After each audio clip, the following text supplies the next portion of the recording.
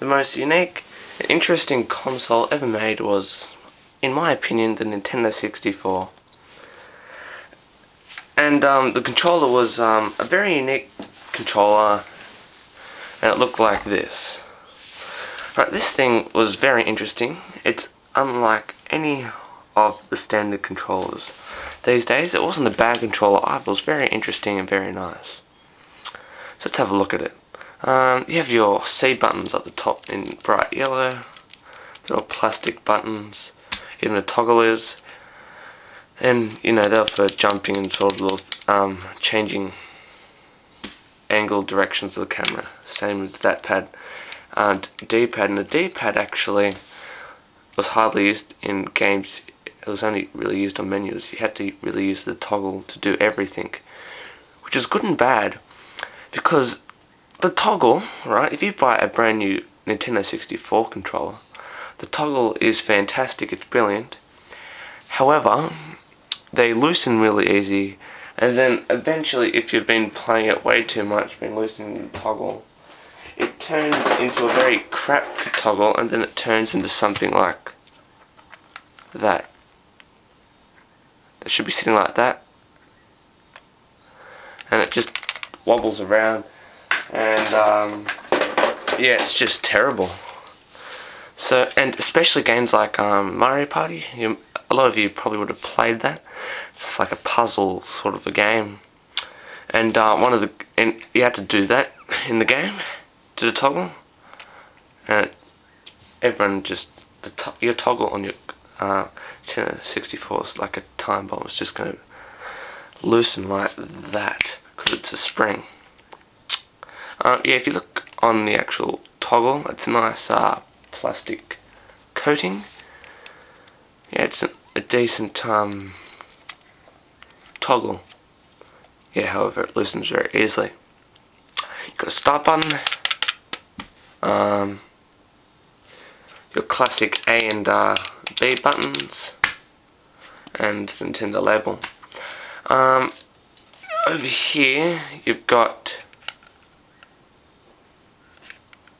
R and L, classic R and L buttons, and also got the card slot there. Which is very interesting and very creative of Nintendo to do that. So in there, you know, you'd shove your transfer pack, card slot, memory pack into that slot there. Actually, I'll just quickly get the transfer pack for you. There it is, the transfer pack. You'd shove your Game Boy Color game in there, and then you just wait a minute. No, I had it right the first time. Just shove it in the back. So it's there perfectly. And you just play the Game Boy Color game through Pokemon Stadium. Okay, so you need the actual game Pokemon Stadium, and you can play your Pokemon games, etc. So that's not too bad. Most consoles these days, you have memory cards and etc. You well, shove it into the memory slot on the actual console. And also, a lot of Nintendo 64 games, unlike previous games, you actually could save some of your memory and stuff onto the actual cartridge. Even PlayStation 2, way after it, you still needed memory cards, but then again, PlayStation 2 and PlayStation 1 probably had bigger and more graphical games, so it did need that extra memory. And the last button is the Z button, right there. Which is a very interesting spot to put it. It's like the trigger button, so you know, it's like you've got a gun here and it's going boom, boom, boom, boom, boom. Yeah, it's a very interesting way you have to hold it. You have to actually hold it like that.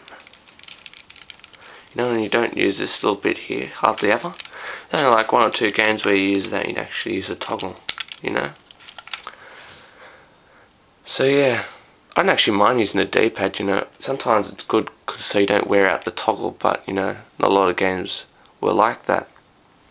And just taking a little quick look at the output. Yeah, so that is a Nintendo 64 controller.